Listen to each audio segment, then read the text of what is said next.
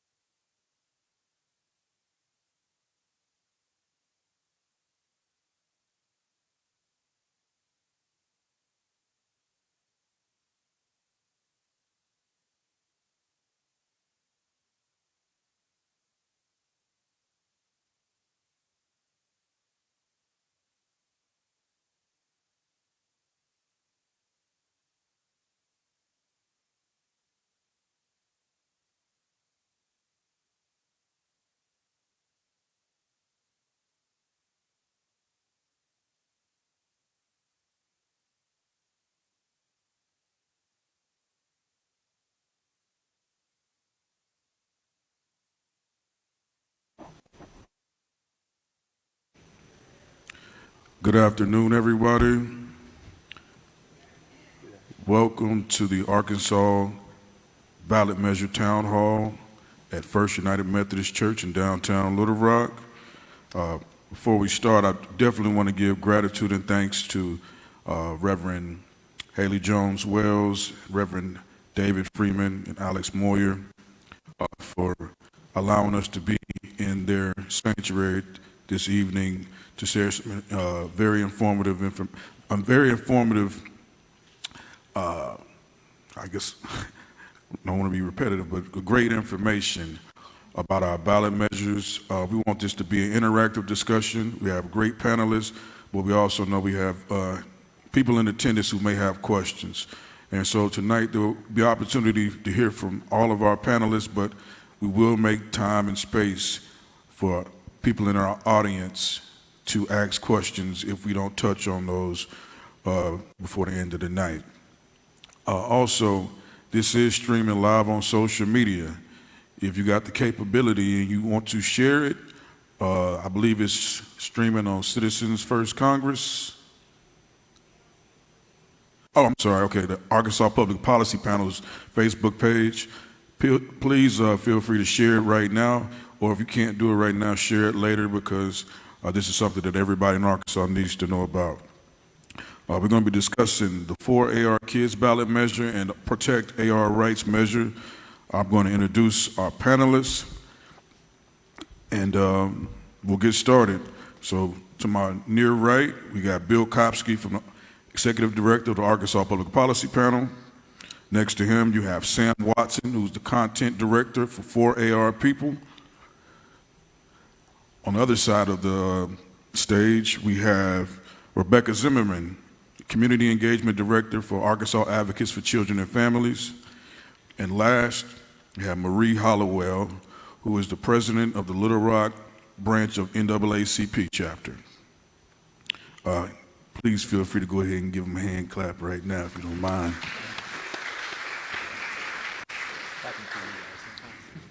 And so, like I mentioned, these town halls are great opportunities for people to ask questions, take notes, but we want to make sure that everybody walks out here with a clear understanding of what both of these ballot measures are going to do, because ultimately we're going to be looking for people who want to support, help gather signatures on the petitions, share the information, and just doing some coalition building with both of these campaigns. So My first question, I'm just going to start off with, and this for anybody, the mics are on. If anybody would just like to give just a brief description on both of the measures so people kind of understand what these ballot measures are all about. Anybody? People are looking at me, so I guess I'll go first. Can y'all hear me? Grab it. Folks. This is live. Inauspicious beginning. It's very auspicious. This is standard Rebecca.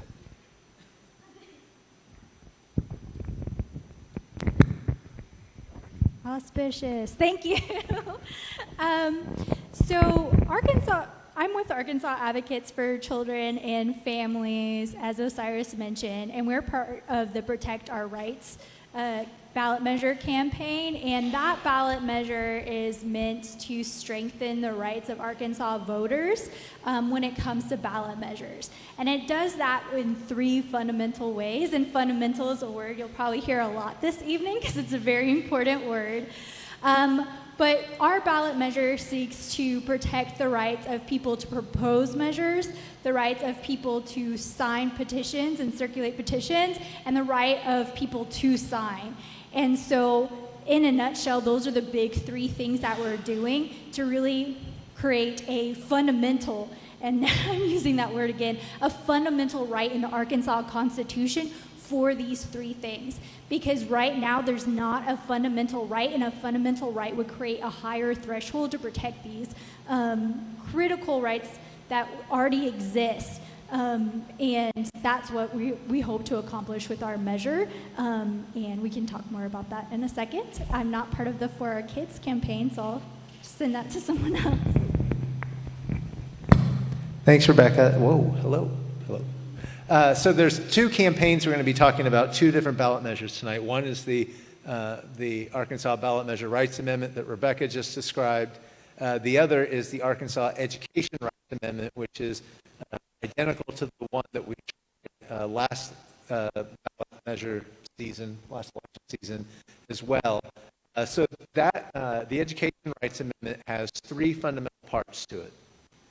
The first is it requires any school that receives public financing to meet the same standards as a traditional public school. So in Arkansas, we currently have 3 different publicly funded school systems. You have traditional public schools that have the highest and most stringent standards in Arkansas law. Then you have a charter school system that has a lower set of standards, like they don't have to hire certified teachers, they don't have to teach all the courses that traditional public schools are required to teach, that sort of thing. And then you have the lowest standards for private schools that receive public-funded vouchers that don't have to hardly meet any standards at all.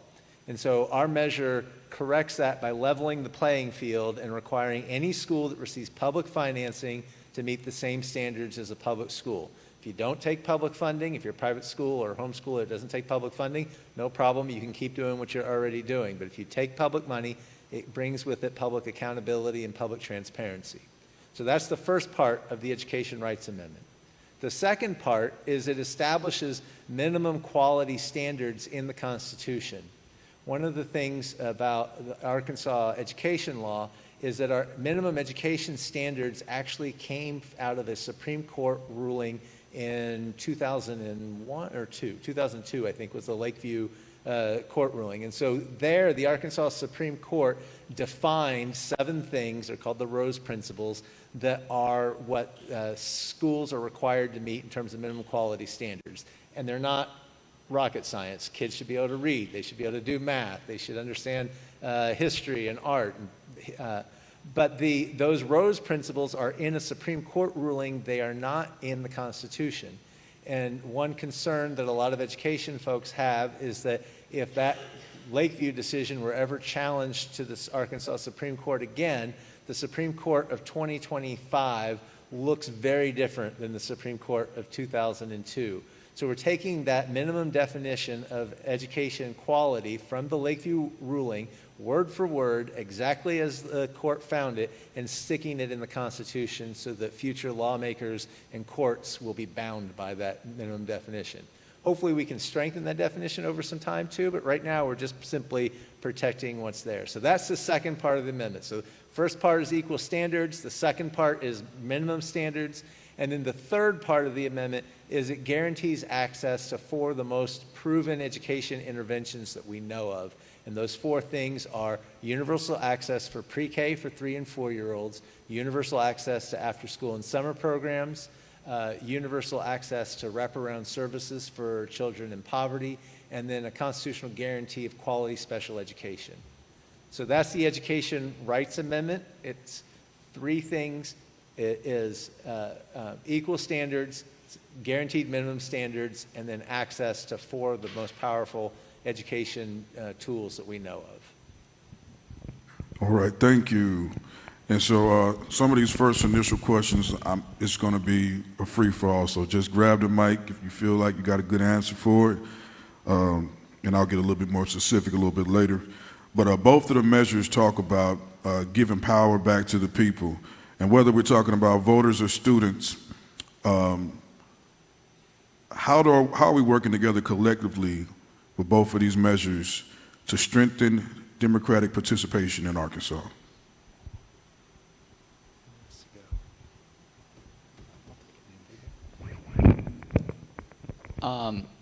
Hi, I'm Sam Watson again from For Our People. I would say the big thing, I moved to Arkansas 5 years ago. I'm not actually an Arkansas native. And I've really fallen in love with the independent streak of Arkansans.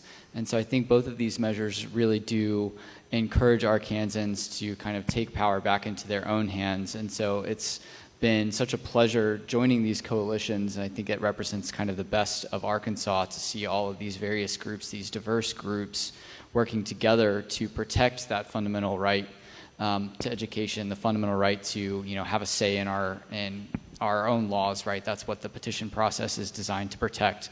And so I think kind of the very existence of these coalitions represents that core, independent streak of Arkansas that is so unique and so worth protecting and fighting for.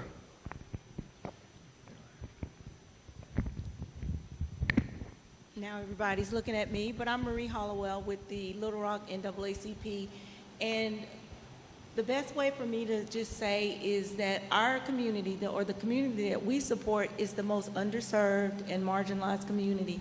And so for us, we're looking at some of these things because we're going to have to explain everything. And everybody won't really understand that. So how do you allow people an opportunity to participate in this activity when you have to take 5 minutes to explain it to them, and then everybody else that's waiting, they're going to get out of line. They're not going to want to wait. So we're working within our branch to try to figure out how do we get the information, how do we provide it to them, and then how do we make sure that they understand what it is and what this means to sign this petition. So for us, it's just reaching out to those communities. One of the things that I think is a reason that politicians have been attacking the ballot measure process so aggressively is they are afraid of voters. If you look at most of the issues that people care about are not terribly partisan. The education ballot measure polls at 78%. The ballot measure reform amendment polls above 80%. If you look at the vast majority of issues, they are not actually very partisan. Where they become partisan is in the halls of the legislature because of how gerrymandered our legislative districts are and because of how much big money kind of corporate lobbyists control that process, and that's where things get polarized. And so a lot of voters are frustrated that the politicians can't solve some of our most fundamental problems with our economy, with our schools, with community safety, with access to health care. And so in states that have ballot access, we've seen voters really use that process to, in Arkansas, we've passed ethics reforms for the legislators have to follow. They were never going to pass those on their own. We passed campaign finance reform laws. They were never going to pass those on their own. We've decriminalized medical marijuana. The legislature was never going to do that. Arkansas has a number of problems that actually should be solvable if you poll the public. The public is in large part agrees on what we should do, but the politics of the Capitol are what prevent it. And so the ballot measure process is a way around that.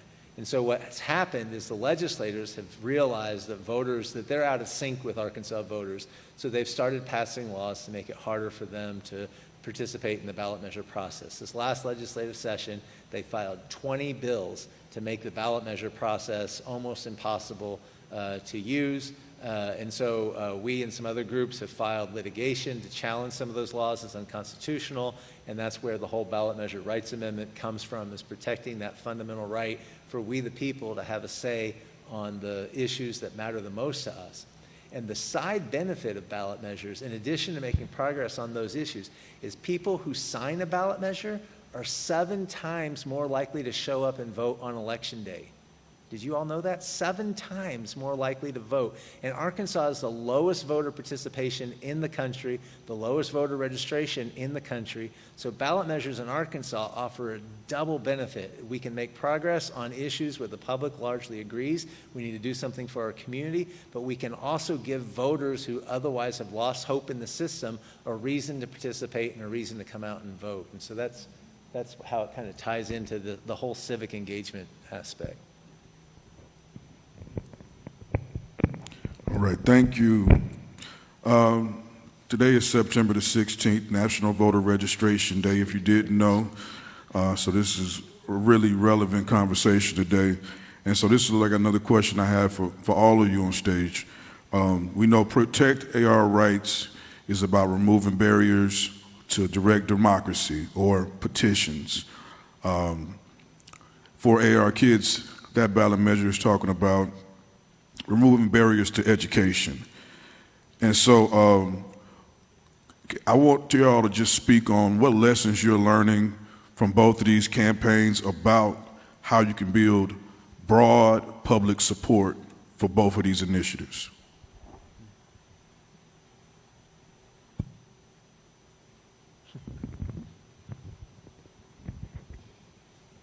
It's hard.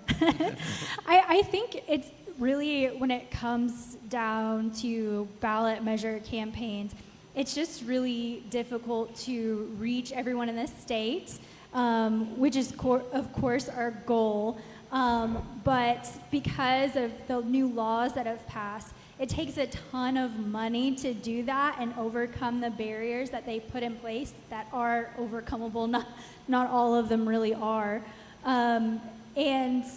But it's critical, and I think, Arkansas Advocates, we're not a grassroots organization, but many of our partners are, that are part of the Protect Our Rights campaign, and really getting into communities and having those one-on-one conversations are critical. Having town halls like this, but also door knocking and having those conversations as you're collecting signatures and introducing your campaign to people. I think now, you might not know this, but personally, I think that the current political climate is toxic. but I think having those face-to-face conversations, putting the face of your neighbor to the campaign is how we will win these campaigns. And it's a lot of hard work. It's really complicated, but that's like really the critical aspect. And the question before about building power and things like that, that traditional grassroots movement, that's what does that. Having those conversations, what builds community and builds power. I think I answered your question. I don't know.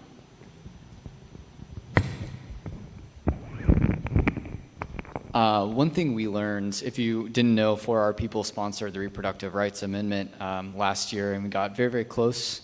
But one thing that I think is an underappreciated aspect of this kind of coalition building too, like you mentioned, Rebecca, the toxic political climate we find ourselves in, the petition process is an underrated side benefit is that it's quite depolarizing because people are able to vote on issues instead of politicians or parties.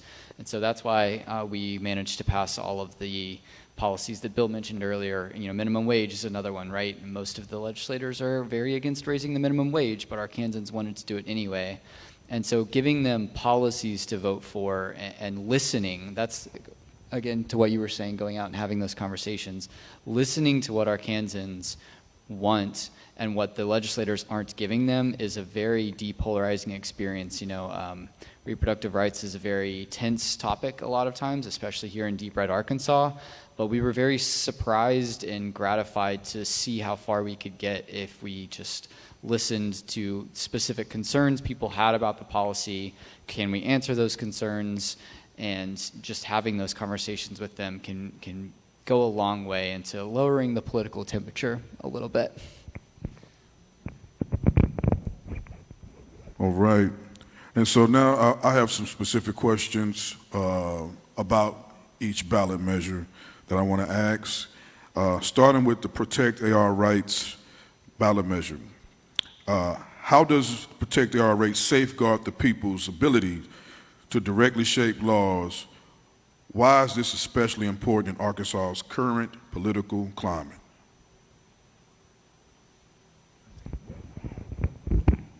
I can give a couple examples. So during this last legislative session, the legislature passed laws that for the first time ever criminalize collecting signatures if you don't do it exactly the right way. They're criminalizing what could be simple, honest mistakes when you're collecting signatures. How many of you have collected a signature before? Oh, right on, you're my people. The last session, or last election season, we had 1,000 volunteers turn in signatures for us on the education measure, for example. Now, a lot of those petitions are collected at farmers markets, in front of stores. You all know how it is.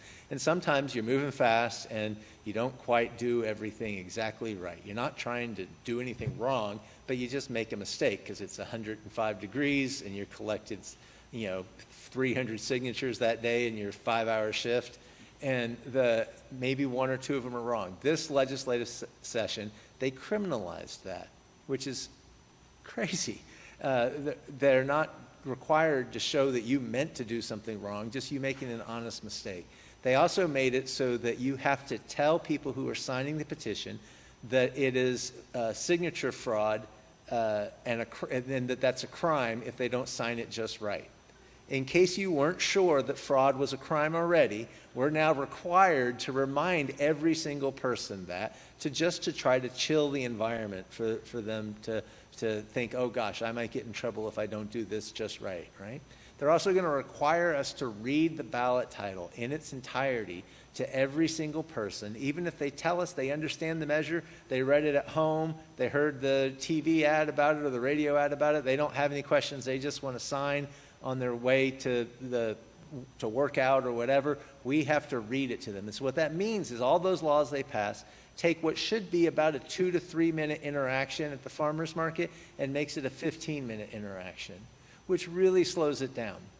And so what our measure does to solve that is it makes it a fundamental right of you, the citizen, to sign a petition, to propose a ballot measure, and to collect signatures from your fellow citizens.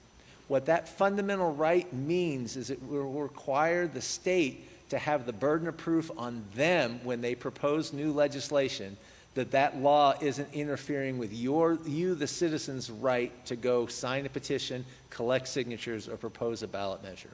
Without the fundamental right, that burden of proof that a law is too onerous and unconstitutional is on you, the citizen. It's not on the state. So our ballot measure will change the burden of proof to where the state will have to prove that their laws messing with the ballot measure process do not interfere with your fundamental right to collect signatures, to sign measures yourself, and to propose ballot measures. So it's really putting the protection on you. The other big piece that our measure does that's on this front is it also creates a cure period so that if your signature is thrown out because Sam collected my signature and he messed up and didn't get it notarized just right, so my signature gets thrown out, the state will now have to notify me that my signature was thrown out and give me 10 days to come in and cure that signature. Because we see so many signatures thrown out every year because, I'm terrible at signing my name Bill Kopsky when my legal name that I'm registered to vote under is William Kopsky. And so they would have to notify me that I signed it wrong and give me an opportunity to come in and fix it.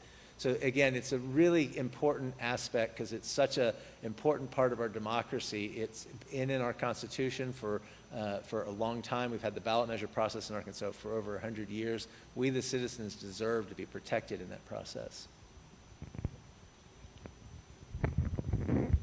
That just made me think about how precious each signature is, both for the campaign, but especially for the individual signing. And I think that our ballot measure, Protect Our Rights, really reflects that preciousness of that signature, and that you made that decision to sign, whether it's because you believe in that measure, because you support the direct democracy process in general. Once it gets to the Secretary of State's office and they start calling, it's just like going through them like they're nothing sometimes, instead of that precious thing that they really are. Thank you. And talking about the Arkansas Educational Rights Amendment, how is that going to reshape accountability for the private schools that receive public funds? We are also not part of the coalition, but we've done a lot of reporting and examining some of the shenanigans that people get up to with voucher money. And it really is wild, the number of things you can get away with our tax dollars. We've found, equestrian lessons and private high-dollar violin lessons. People in Arizona were buying diamond rings with their voucher money. And so it's just very simple of like, I don't want to pay taxes for someone else's diamond ring, that's just not the way this needs to go. And so it's very simple at the end of the day of my tax dollars should go to educating my fellow citizens and not to all of these extracurriculars, paying for a rich kid in Bentonville's equestrian lessons. No shade against equestrian lessons. I grew up on a farm. I love horses, but, etiquette lessons is another one that we turned up, right? It's really extraordinary. And so I would prefer my tax dollars to go to educating and making sure, we run fourth worst in reading or something like that. Like, we are very much struggling. And I would prefer that those tax dollars go to teaching kids how to read, and full stop. I was going to add on that. One of the most frustrating things around the education debate is that we absolutely know with certitude how to improve education in America. There's so much academic research on it, and it is crystal clear that it is things like pre-K, quality teachers, after-school and summer programs. The biggest determinant of a child's performance in school is their family's income, which is a disgrace for us to not have done anything about that, having known that for however many decades we've known that research. So we know certain things are necessary to improve education. We also know for a fact that certain things lower quality education. Vouchers have been proven to lower education performance in every single state where a statewide voucher program has been in place. Arizona, Indiana, Louisiana, Florida, all of them have seen catastrophic learning loss from implementing universal voucher programs. And it's because a lot of low-quality private schools pop up to meet the demand. There's already an existing ecosystem of private schools, and some of them are very high quality, but most of those existing private schools are largely near capacity already. They're not sitting there with 10,000 empty seats in Washington County or Pulaski County. And then if you're in rural Arkansas, good luck finding one, right? And so these voucher programs provide an incentive for low quality, low cost private schools to suddenly pop up. And those schools in other states are absolutely failing kids, and the state puts absolutely no standards on those schools. And so it's anything goes in those, but it's with your tax money. And so that's partly why this debate around the Education Reform Amendment is so essential. What we're saying in that amendment is that if you take public dollars, you have to meet the highest standards that we have for all schools, and it has to be a level playing field. And not only that, we're going to invest in what we know for a fact are four the most proven strategies to boost student learning, as opposed to spending it on all this nonsense that's politically motivated that our lawmakers currently do. Thank you. And this question is, I would like to hear the perspective of everybody on this next question, because I think all of you in your roles have unique ways to work with different people. So I just wanted to ask, what role do you see for young people in the Arkansas Educational Rights Campaign, the 4AR Kids campaign, with them being the most directly impacted by, this ballot measure, as well as protecting access to ballot measures from Protect AR Rights? What role do you see young people playing in both of those campaigns? So I will start off that answer because we spent today across Arkansas, the NAACP, we were in high schools, on college campuses, registering students to vote. And so we had a lot of kids, and actually we registered about 60 today in Pulaski County. So I'm excited about that, and we haven't gotten the numbers for the other areas. But when one of the students asked, and he said, "What can we do? Now that I'm registered, what can I do?" And so we started talking about these, and I was at Central High School today, and so we started explaining to them, first of all, we have to educate them so they understand. But most of these public schools, and I'll say this, the NAACP is a proponent for public school. We'd rather the students stay in public school. We're not knocking private school, but it's important because when we start giving all this money to the private schools, the public schools aren't going to have anything left. And so those kids are going to suffer. So we have to help the kids understand that. But I had one group at Hall High School, they are actually already ready to go out and start talking about this to other students. So we have to educate them so they can educate their peers. So when it's time to vote, they know exactly what they're voting. And when we go out to get these signatures, they understand and can explain it just as well as we can. So we have to incorporate the youth. We have to, because of course they can talk the language that needs to be spoken to their people. We're not, to their age group, we're not going to be able to have that conversation with them. So being out in the schools today gave us a lot of insight on what these students are wanting and how we have to approach them.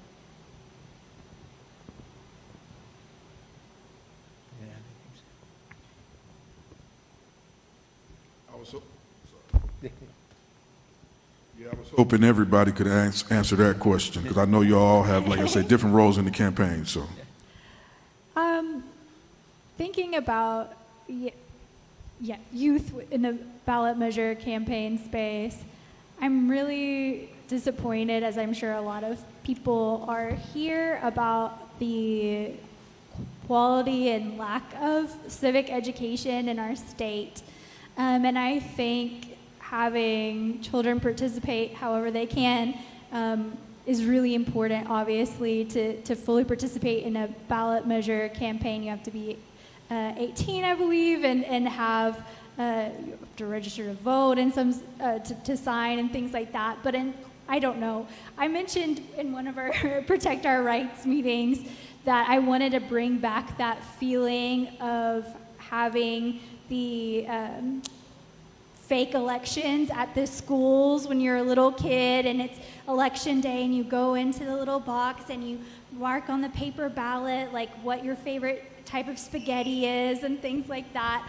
I think, and I don't want to put this on anyone, I think like trying to incorporate those things like as parents, as aunts and uncles and grandparents and things like that, finding those ways to bring children in and just bring that joy of democracy back. And I think there are opportunities as the ballot measure campaigns are going, even if you're going out collecting signatures, bringing your grandson along, whether he likes it or not, with you, and just having them observe that process, see that process in action, and bring that joy in participating. That was really long-winded and complicated, but I think you understand what I was getting at. Joy, we can bring that to the kids through this process. That's a great answer, because I think joy is very underrated in our politics these days. I think it's a good antidote to the toxic climate that we were talking about. And it also carries over into so many other aspects of the political life too. Once you can, studies show that once someone has voted once, they tend to come back, they tend to keep voting. And so combining that joy with a sense of ownership over the future of this country, right? I worry a lot about the country that we're giving to our young people who have had no say up until now in the direction that it's taken. We have a bunch of octogenarians making choices that they are not going to necessarily have to experience the consequences of, where, my 10-year-old nephew is going to have to live in this world for a long time to come. And so making sure that he knows that the political process is a way to influence his future, and making sure that that political process is connected with joy, I think, is extremely important. And it's tough to spark that joy sometimes, but it's really essential. My parents were not political at all. But to Rebecca's point, in school, when I was 5, I got really into the Jimmy Carter, Gerald Ford election, and a very for Jimmy Carter. And and it turned me on to community organizing and politics my whole life. I did student organizing in college. I come out of the student kind of organizing movement. For young folks, it's really important to be engaged, to be talking about the issues that they think are important and that they need us old folks to step back and listen and give that some space. But also, particularly right now, we're watching our whole democracy come under threat. The Arkansas legislature, they're attacking the ballot measure process. In Texas and so many other states, they're gerrymandering. Our districts are already incredibly gerrymandered. They're gerrymandering them even further, so that the elections are almost predetermined and how the outcomes are going to be. If we don't come together and protect the ballot measure process and protect our kind of fundamental essence of democracy, I'm afraid of what our democracy is going to look like. And I think I'm really afraid, kind of what you were saying, Sam, that so many people are losing faith that our democracy can meet their needs and kind of giving up on America's been a democratic experiment for 250 years. I think I got the number right, speaking of civics education. But, this is still an experiment in real time. And we have to continually renew our faith. And, that includes engaging young people in this process and making sure we give them space to tell us what they need. It's one of the only ways for us to counter the massive big money influence on the education ballot measure rights amendment last time. We had our opposition raised over $1 million to spend against that campaign just on collecting signatures. We raised $40,000 to collect signatures. We were so heavily outspent, and the only way we can stand up to big money special interests like that is with volunteer power of young people, middle-aged folks, of old folks. We need everybody together pushing to make the progress that our communities need. All right, thank you. I have another question. Love to get all your opinions on it as well, too. If both measures pass, and we're just looking at it with a radical imagination, what long-term political and cultural shifts do you foresee in our Arkansas communities as far as how they engage with government and education, if both were to pass? I think I'll focus on the protect our rights for a second. I think it will be an important check on the legislature's arrogance that they are not allowed to continue this way, that the people do have a say. I think a lot of the bills that they have passed, I was up at the Capitol almost every day this past session. to be blunt, they are not scared of the voters right now. They know, most of them know that they will be reelected. They know that they can do basically whatever they want to do. Court cases take a long time to be completed usually. And so the Protect Our Rights measure is such an important check on their power. And I think it will be a real, I hope that it will be a real wake-up call for them, should it pass, that the people's voice still matters. You know, the people still rule in the regnant populist state. To stay on the Protect Our Rights aspect of this, the Arkansas lawmakers have attacked the ballot measure process for years now. They started passing laws to make it harder to get petitions in 2013. In 2020, they proposed a constitutional amendment to make ballot measures harder. Arkansas, it was issue 3 of 2020. Arkansas voters rejected it soundly with 57% of the vote against it. They came right back 2 years later with issue 2 in 2022 that would have raised the threshold for ballot measure, any future ballot measure, to 60% to pass it. So only a 40% minority of voters could block the passage of a ballot measure. Arkansas voters rejected that with 60% of the vote. We have been crystal clear to these politicians that we like the access to the ballot. That we like our democracy, that we like the Constitution the way that it is, and these lawmakers keep coming and coming and coming. So what we've had to do in past years is keep focusing on defending and protecting. We fought against issue 2, we fought against issue 3, we fought up in the legislature testifying against all of these inane bills. What the Arkansas Ballot Measure Rights Amendment does is it takes that power away from the legislature finally, by saying that you cannot change this process. It is protected in the Constitution.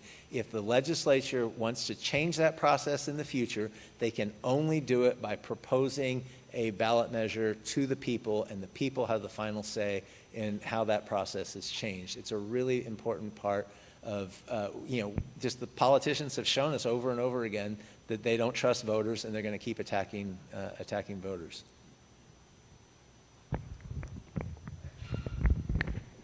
I'll just say for our communities, when you talk about not trusting the politicians, they don't. Our community, they just don't, because when they vote, they see the same results happening. So I think if both of these pass, we will see more people registering to vote, more people getting out to vote, because in our community, they just never see how it's going to affect us. And the policies are always such that hurt our communities. So, of course, I think we'll see more people out.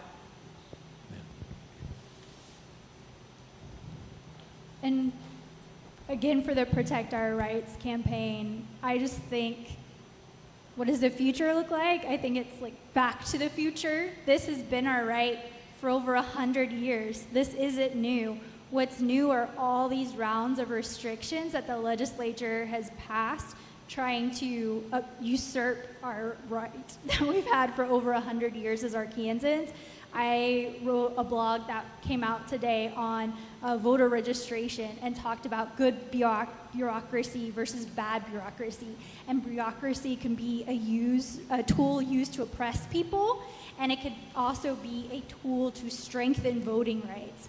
And I really think that the measures put in place by the Protect Our Rights ballot measure helps create good bureaucracy. It's such a hard word to say and spell, good bureaucracy, to really strengthen and protect our rights against these harmful rounds of bad bureaucracy that have just passed. Again, that's what's new, not what we're trying to do in reaffirming people's longstanding rights. We're having to strengthen them and create this fundamentalness because of these restrictions that have come to be. Thank you. Great answers. And we're going to open it up here soon for questions from the audience. But I do have one more question for each ballot measure before we can start doing that. So I'm going to give you both questions right now, but I'll definitely repeat it. I know a lot of people around Arkansas may be dealing with political fatigue. It was mentioned earlier about people not trusting their elected officials, these politicians. And so my question, I have one for each measure, and anybody can hop on this one. But first would be, if Arkansas ranks near the bottom in education and child poverty, why should voters believe this amendment, and I'm talking about the AR, Educational Rights Amendment, why should voters believe this amendment will succeed where lawmakers have failed for decades? And also, as it pertains to protect AR rights, how do we engage with people who are in the working class, who are the working class voters, who may not see ballot initiatives? How do we directly connect with them in their lives? And when I say working class people, I'm also talking about, as well, definitely rural people as well, too. I'll take the education one to start. So Arkansas politicians have failed Arkansas children for generations and generations and generations. In 2001, before the Lakeview court decision, Arkansas ranked near the bottom. I think we're 49th in this country in public education quality. The Arkansas Supreme Court ordered the legislature and the governor to improve education. They found our system of education unconstitutionally inadequate and unconstitutionally unequal. The legislature and the governor responded by completely ignoring the court order. And the court then had to come back and order again. And their second ruling said, if you, the legislature and the governor, do not fix this, we, the court, will rewrite the state budget ourselves, because this is in the Constitution. Highways aren't in the Constitution. Prisons aren't in the Constitution. Much of the rest of the state government is not in the Constitution. But quality education is. You shall do this. It was one of the most extraordinary education rulings in the country ever. And lo and behold, at that time, Governor Huckabee and the Arkansas legislature, which is Democratic majority, they actually listened that time. They formed a Blue Ribbon Commission on education reform. They made all these recommendations. They invested over $1 billion more per year in public education as a response to that. And they used evidence-based, research-backed strategies to boost teacher quality, curriculum, facilities. They created the pre-K program in Arkansas for the first time. And lo and behold, between 2003 and 2013, Arkansas had the fastest improving education system in the country. Still had a long ways to go, but we moved from 49th to 43rd, and we were the fastest improving in the country for that decade because the state was investing in proven strategies where the evidence backed it up. What happened in 2013? Between 2013 and today, the Arkansas legislature took their eye off the ball in education. We have passed in that time $1.5 billion in tax cuts that have gone almost exclusively to the wealthy, while we have cut education standards, while we have stopped investing in pre-K. We have not ever made any investments in Arkansas in after-school and summer programs, even though it is one of the most effective strategies. We have not invested in what we need to do to address child poverty. We are #1 in the country in child poverty in Arkansas. That is not something we want to be #1 in. And what Arkansas politicians have shown us time and time, and this isn't me just beating up on them, look at the historical record for the past 100 years. They fail our children every time they meet because they are so beholden to the special interests that govern the Capitol.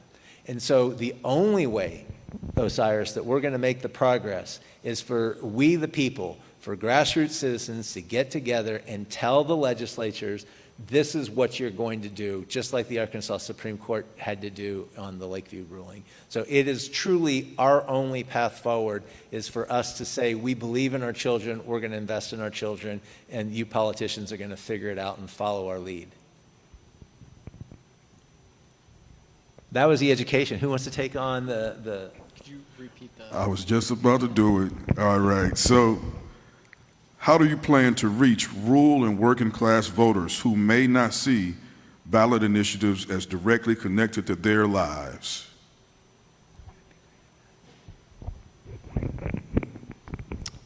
You have to go there. You have to go out into those communities. You have to put on your walking shoes. You have to put on your boots. You have to hike through the mud, drive, wherever they are, and you have to go there. I've been very fortunate to be, some of you may have heard about the Franklin County Prison, the proposed Franklin County Prison, and I've been very fortunate to be able to work with some of those extraordinary citizen activists in opposing that prison. But I had to go there. I had to go out to their community. I had to listen to their concerns and what they needed from me and my organization, and they were grateful for that. Right, we've been able to do some good work together, but we have to be able to recreate that across the state. It is difficult. It is time consuming, but it is worth it. And being able to go in there and show that you are listening to those communities. Gives you insight into how to frame the message of here's how this matters to you, right? We're having a lot of farmers come out and say, that we're really struggling right now, right? So using that as a way to, okay, here's one way that you can take your power back. If we protect the petition process, maybe we can pass a, future farm protection petition ballot initiative, right? Like this fundamental right, the ballot initiative process is connected to almost all other rights. And so being able to frame that for each community in the way that they, what they are most passionate about, what they need to hear most, is the way that we get out into those rural communities. And if I could just add and be part of those communities already, I think when a lot of people in rural communities and working class people are turned off by politics, it's because people only come to them when they need something. They don't listen, they don't come to the community on a regular basis. People come in, take what they want, and then they go. And they see that. They see that all the time. Not just in politics, it could be like through grants and things like that. And so that's why I'm really appreciative to be part of the Protect Our Rights campaign, where we do have these really strong grassroots partners in the Arkansas State Conference of the NAACP and the Arkansas Public Policy Panel. They're in the community. They live in these communities. They're part of these communities. They're invested, and they can speak truly to the needs of their fellow community members, and it's not transactional and icky like so many campaigns traditionally have been.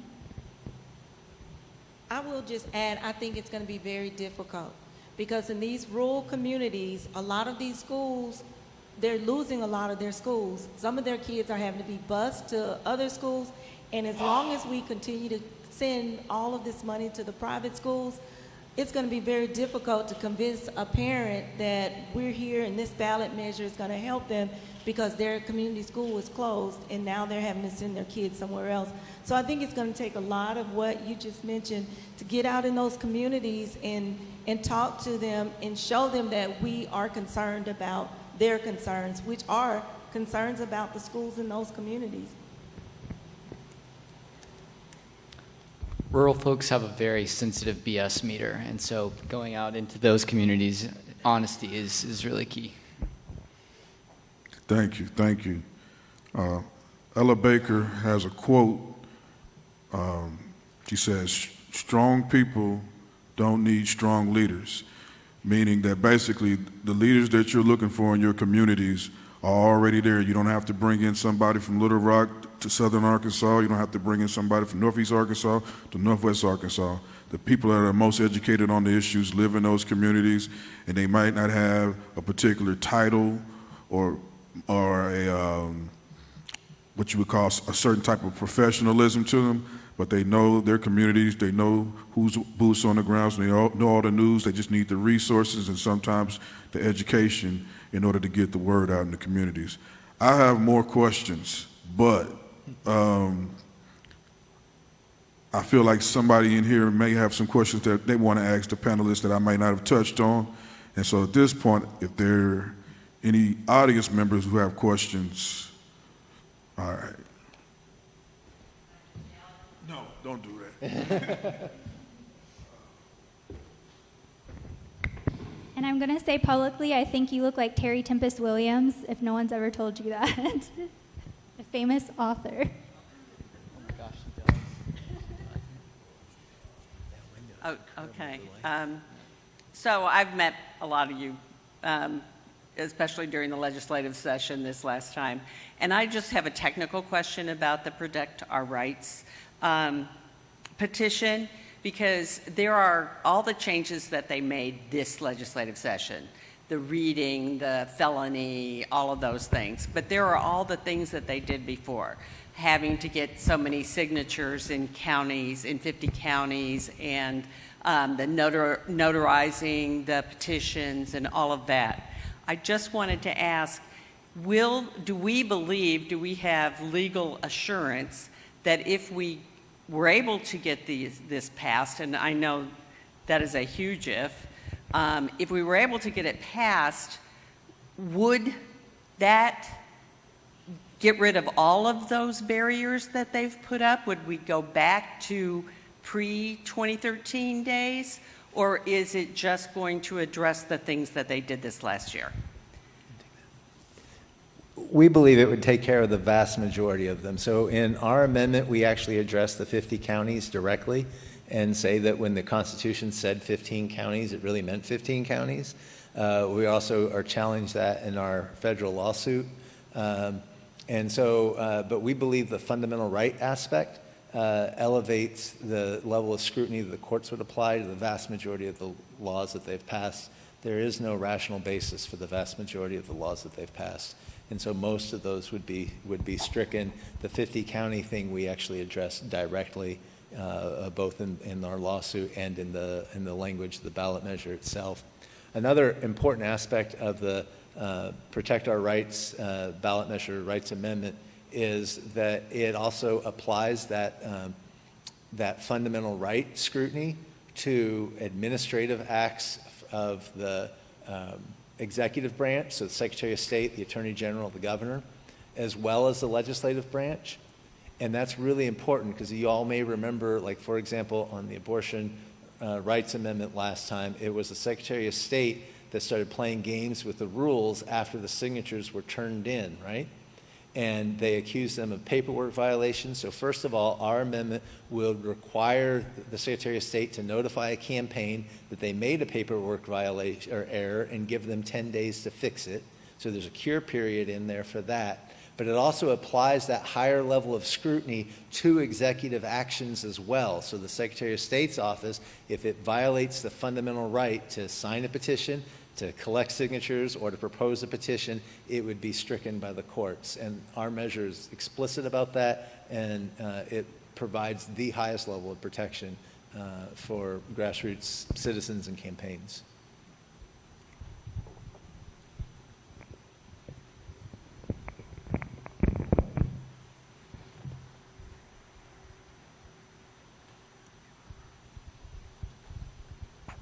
Thank you so much. My name is Elizabeth Klein. I have a similar question that sort of, I think, kind of precedes what you're asking. So I also worked on the abortion amendment campaign. And we're talking about the Secretary of State messing with the rules, and then you also mentioned the Supreme Court. And my understanding is that if we do this again, we have to abide by the rules that they just put into place this past legislative session. And where I'm getting a little bit stuck, and I'm wondering if you guys can explain more, is like, is there a path to succeed? And do we need the Supreme Court and the Secretary of State to follow the rules in order to succeed? Yeah. Good questions. So as part of the lawsuit that Bill mentioned, we are seeking an injunction on those laws to get immediate relief this election, running our Protect Our Rights ballot measure and also for the For Kids ballot measure to ensure that those really tedious barriers, and I say tedious, but really in a lot of ways impossible barriers that the legislature put in place, we follow the law as it was before that time. And so we're really hoping to receive that injunction because it will be more difficult without that. And that was the intent of those laws. I mean, it's very clear. And so because of that the very clear intent of those laws and the impact that those laws are having, we do hope that the injunction is granted. We have a court hearing on September 30th in Fayetteville, so stay tuned around that time. It won't immediately be ruled on that day, but we hope it won't be too long after that. And of course, long and time are relative in the court system, but we do hope to get relief on those and follow the laws it was before. It's one of the reasons we haven't started collecting signatures yet, is because we're waiting on that preliminary injunction, because we don't want to risk having two sets of signatures, one collected under the current terrible, very injurious regime that we're under now, and one collected under a more constitutional regime if we should, fingers crossed, get the preliminary injunction granted. So, but that is also giving us a little bit more of a time crunch. So fingers crossed that Judge Brooks rules quickly and in our favor. I have to shout out it's the ACLU of Arkansas is representing us in our federal lawsuit on First Amendment grounds. And then we've brought in the Elias law firm, which is a national pro-democracy law firm who's helping us in that case. So we have a rock star legal team handling the litigation side of this. And it is a sort of a two-step. We have the lawsuit and then we have the ballot measure. So, yeah.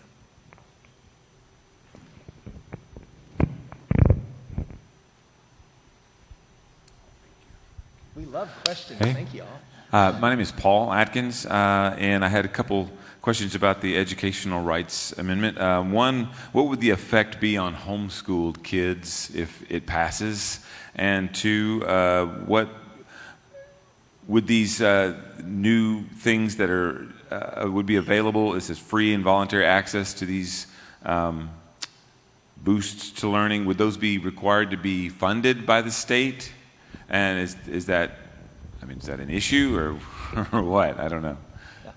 So I'll answer those. The homeschool, let's start there. If you, so the rules are any school that receives public financing must meet the same standards as a public school.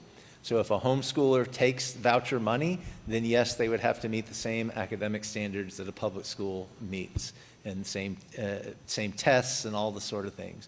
If they don't take the voucher money, then they can keep doing what they're doing now. So again, what we're trying to do is level the playing field for anybody that takes public financing of their education system. On the funding, that is, so when the state Supreme Court ordered the legislature to meet adequacy, they didn't tell them how to fund it. They just said, this is the standard, you figure out how to meet it. This amendment would be similar. It creates a right to pre-K and after-school and summer programs. It leaves it up to the legislature to figure out how to finance that. But I'm sure that that's going to be an issue, and I think it's just one of those things where we're going to have to win the value proposition with voters that it's worth it. So you may remember, those of you that's old as me, after Lakeview, the state of Arkansas passed a tax increase to fund those education improvements. And I think it's one of the greatest investments we've ever made. And so we're definitely going to have to make more investments to fund pre-K, after-school, and summer programs. The special education system in Arkansas, Arkansas passed had a task force on special education in 2016 that made recommendations for improving special education. Their recommendations were over $100 million immediate need for just the most catastrophic special needs kids, and then a couple $100 million more for the broader system. The Arkansas legislature responded to that report by not putting any new money in special education and instead passing several $100 million in tax breaks for the wealthy. Similarly, on after-school and summer programs, the Arkansas legislature passed the framework for an state after-school and summer program in 2009.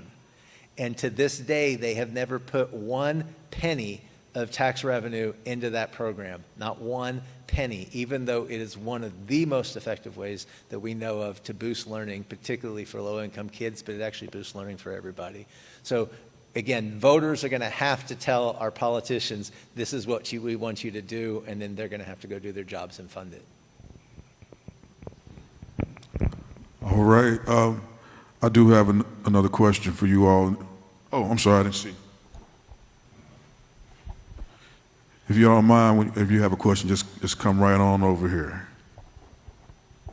Hey, my name's Rebecca Berry, and I have a question about the parallel or the similar amendment that the League of Women Voters is running at the same time as y'all. I was wondering how that came to be, that there are two different ones running at the same time, and if you believe that that's not strategic, what are y'all's plans to move towards like working together with each other? So we've worked on ballot measures for decades, and we were completely blindsided by the league filing that amendment, had no idea they were doing it, and we're surprised they hadn't talked to us. We worked with the League of Women Voters for, again, decades and decades. They filed their lawsuit, and they filed the amendment. We have made numerous offers to compromise with them on finding some language that we have some substantive policy differences with how they wrote their measure. We don't think it offers enough protection, particularly to citizens, and we think it has a few elements that we just really strongly disagree with. And then they have some concerns, though, that we think are fair. And so we offered to address their fair concerns in our amendment and to merge them together. They rejected that offer. And they asked us to drop our amendment and support theirs, which we're not going to do because we have substantive policy differences. So how that's going to work out, I don't know. I'm very frustrated by it. We have tried and bent over backwards to attempt to work with the league on that, and I don't know why they've taken the position that they have. But that's what they've done, and so it's created these two amendments.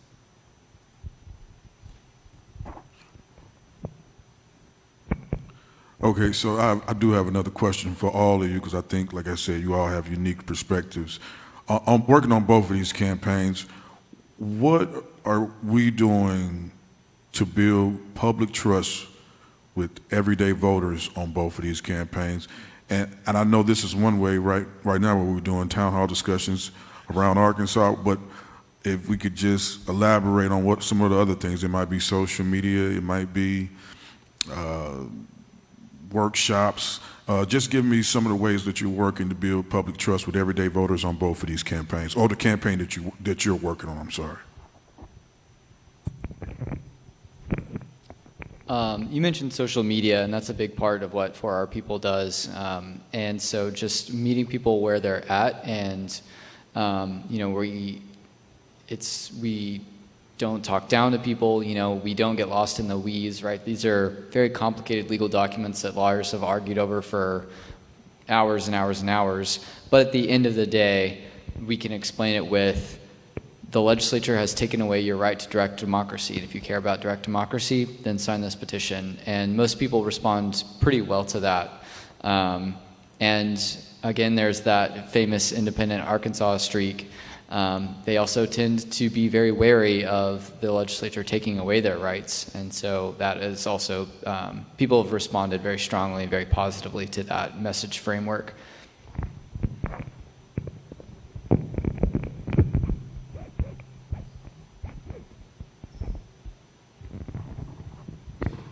I wanted you to talk because you're talking about talking with students and things.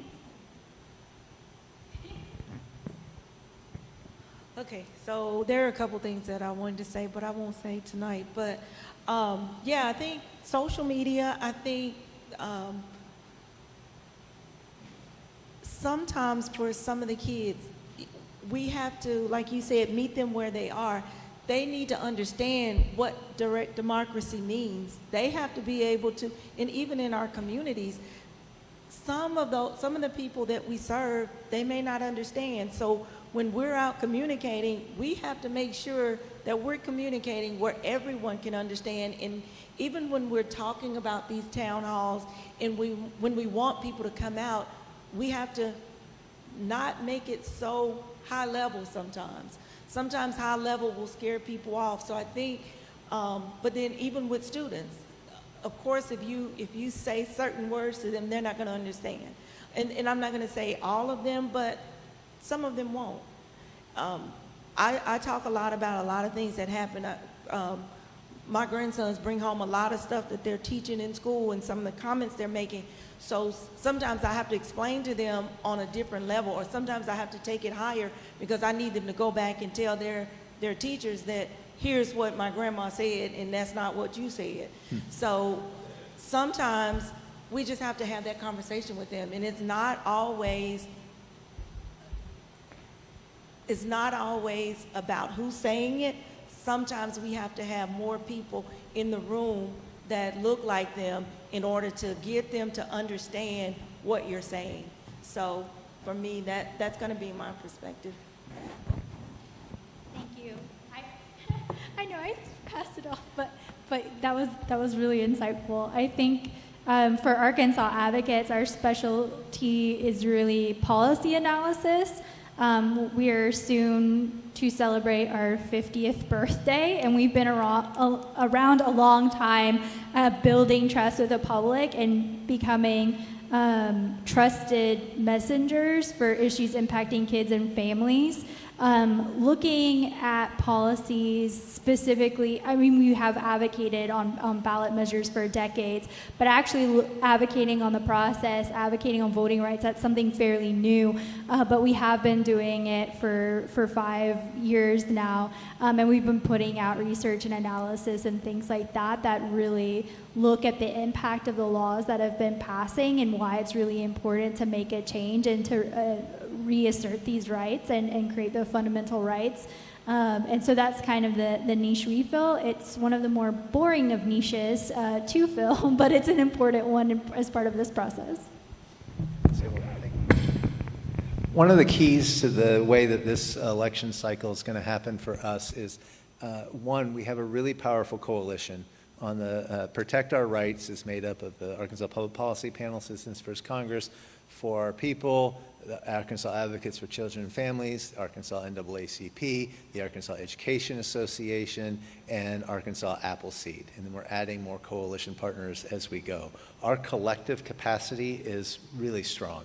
Our collective experience among all of our leaderships, I mean, and frankly, we get along really well, and we're just, you know, I can't say that I'm fun to work with, but all of our partners are really, really fun to work with. And it just, you know, kind of what Rebecca was saying, it's just a certain joy to the work, which is just makes it easier. And then on the education amendment, it is Arkansas NAACP, Arkansas Education Association, and the Retired Teachers Association, and then the panel and the Citizens First Congress. And so those coalitions have a lot of collective capacity and strength. The other things we have this election cycle that are different from last election cycle is we had over 1,000 volunteers turn in signatures on the Education Rights Amendment last time. We know who those folks are. We're reaching out to them. We're engaging those folks. We have over 70,000 people who signed the Education Rights Amendment, and we have that database. The abortion campaign's done the same thing. They have their database of volunteers. We have a lot more people engaged a lot earlier in the process. And the way that we're going about the campaign is just really different than it's been done before. It's very grassroots driven. You can see we're being pretty transparent about kind of what we're doing and why we're doing it, and we're going to be doing a whole lot more town halls. But ultimately, our success is going to be dependent on folks like y'all who have the credibility in your communities, in your circles, to help us reach other folks who have been jaded by the political process or too busy to know what's going on with every single minutia of these things. So we need all of y'all's help to reach the public that we need to reach this time. Yeah.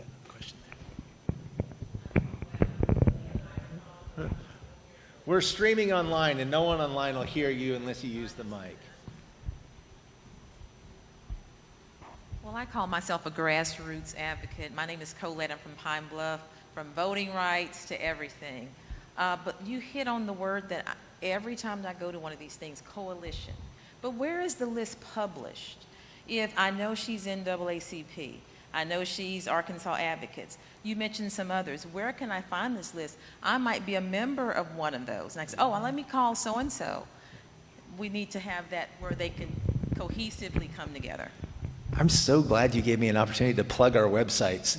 So ForOurPeople.org, so FORAR people.org is the you all. And then the campaign around the ballot measure rights amendment is at Protect Our Rights, protectarrights.org.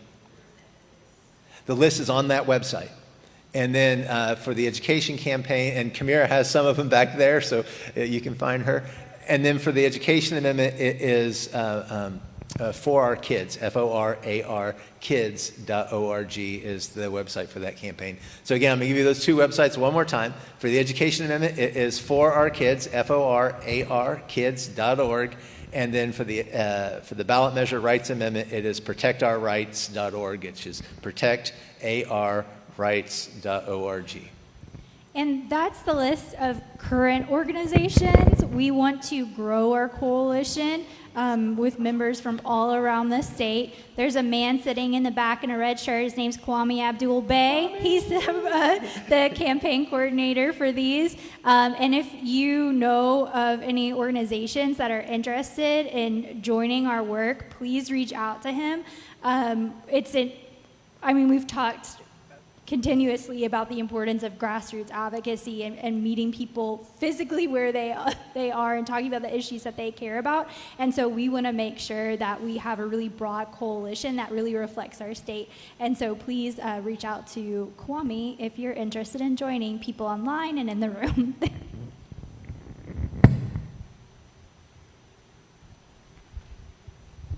We love all the questions. Yay.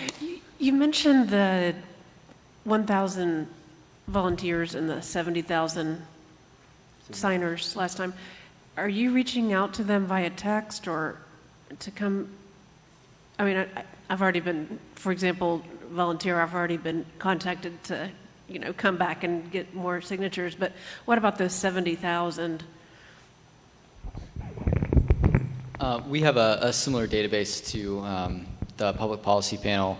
I don't know if those internal discussions about when to reach out have happened yet. I imagine it will be once we either get the preliminary injunction and we actually can start collecting signatures, or we don't get the preliminary injunction and we'll need to begin collecting signatures, is when we don't want to reach out to people and be like, hey, get ready to sign. Right. Like we want it to be like there's going to be a signing event near you at this time and day.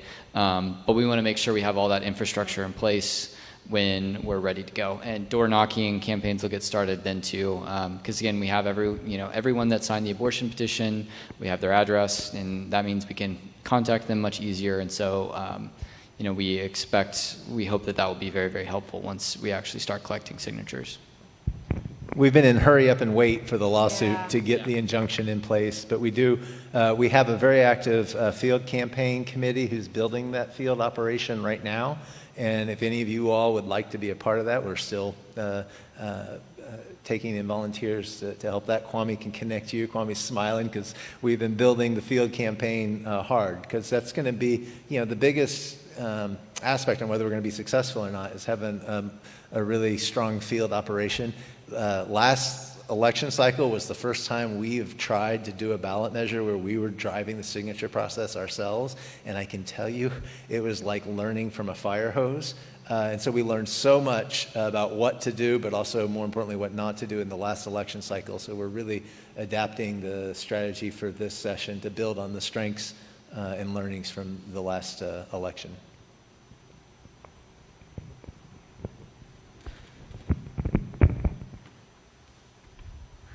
Okay, just one more. I have noticed in whether it's like a get out the vote campaign or signature collection, a lot of times efforts can be mobilizations where it's transactional and you get a signature and then it's goodbye, and you worked really, really hard to get that signature in Dumas or Prescott or wherever you go. And I see so much potential in these campaigns to build deep relationships and build power in rural communities all across the state. And so I'm wondering if y'all have started to talk about how you can do that leadership development, like relationship building, beyond just getting a signature and saying goodbye.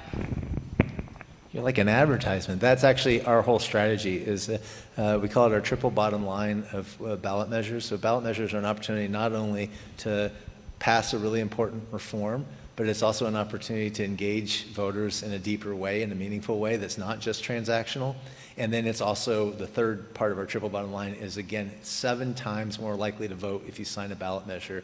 And so using it to energize and mobilize voters is a key part of it. But we're definitely thinking about how to build this. And that's part of the beauty of the coalition, is we're committed to building the capacity of the whole coalition. This isn't one organization just trying to build their fiefdom, but this is us trying to build the collective capacity of Arkansans to use this tool to make progress.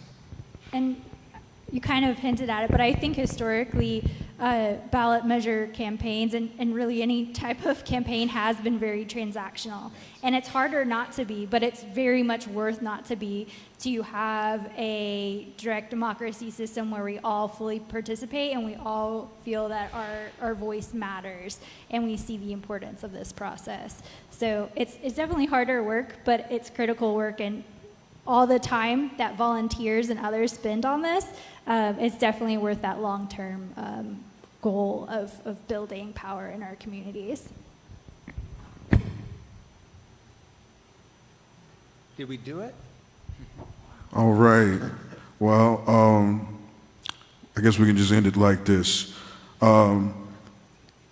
Any final piece from any of our panelists that you would like to mention before we end this live streaming event? Please take the mic and say your piece.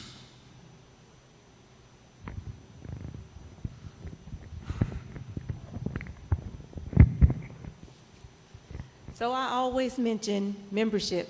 The NAACP is always accepting members. Anyone can join us. You just have to be willing to fight our fight.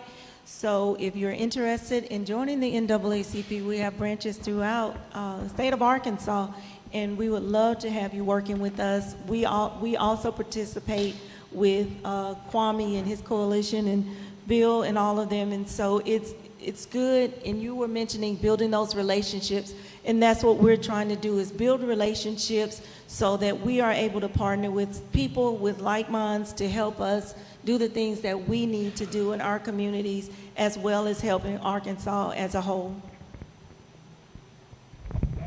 I would just end with a message to voters. If there's a ballot measure campaign that you care about and you're passionate about, sign. No matter how tedious the process is, no matter if you have to stand there for 15, 20 minutes because of all the bureaucratic hurdles that have been put in place, don't let those stop you. Those are meant to stop you, but this is your right. This is our right as Arkansans. It's our constitutional right, and it's very important that we don't let these barriers silence our voices. Bill already mentioned all of our websites, and so definitely go check those out. Sign up to be our volunteer. I would say, though, continue the conversations that we've had here tonight with people that couldn't make it.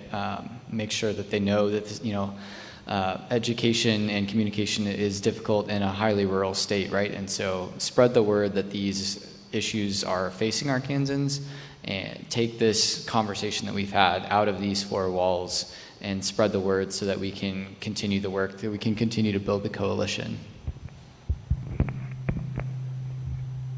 Uh-oh. No, it doesn't. Every time I get these are not going to be high-dollar campaigns. These are going to be grassroots campaigns. And so we're definitely raising money and having some more success with that than we did last cycle. But these are going to be grassroots-driven campaigns. We're going to need your help. We're going to need so many folks coming together to work on this. Last time, I mean, it was beautiful. We had those 1,000 volunteers working together. It was really hard work. So many of you all were doing that work for either the education or the abortion campaigns. Just endless thank yous. This time we have a lot more time. We're expecting the court to rule on an injunction sometime this fall, winter, so we will have many more months than we did for the education amendment last cycle. And so we're hoping to really use that time well and effectively. So Sam said, please go to our websites and sign up to volunteer. We really need your help. Please help us spread the word. We have the little cards. If we can come speak to any of your organizations, we would love to do that and do that outreach with you all. We have 3 more these town halls already on the schedule. On September 23rd at 6 p.m., we're going to be in Fort Smith at the Public Library. On October 14th, we're going to be in Conway at 6 p.m. And on November 4th, we're going to be in Clinton, also at 6 p.m. So we're going to be doing these around the state. If any of you all know other communities that would love to host us, we would love to come. So please help us do the outreach on this. We're only going to be as powerful as all of us together. So thank you all for being here tonight. All right. I want to say thank you again to our panelists, Ms. Marie Hollowell, President of NAACP Little Rock Chapter, Rebecca Zimmermann from Arkansas Advocates for Children and Families. She is the Community Engagement Director. Yay! Sam Watson from 4AR People, the Content Director. And Bill Kopsky from the Arkansas Public Policy Panel, the Executive Director. Please let people, and thank you for being in attendance with us as well. Y'all can clap it up for yourselves. And once again, thank you for First United Methodist Church. Please give a big clap to them for allowing us to be in here and host this event. And we'll see you on the next Arkansas Ballot Measure Town Hall tour stop. Thank you. And thank you for moderating. Yeah, thanks, Osyrus. Let's hear for Osyrus. And what a gorgeous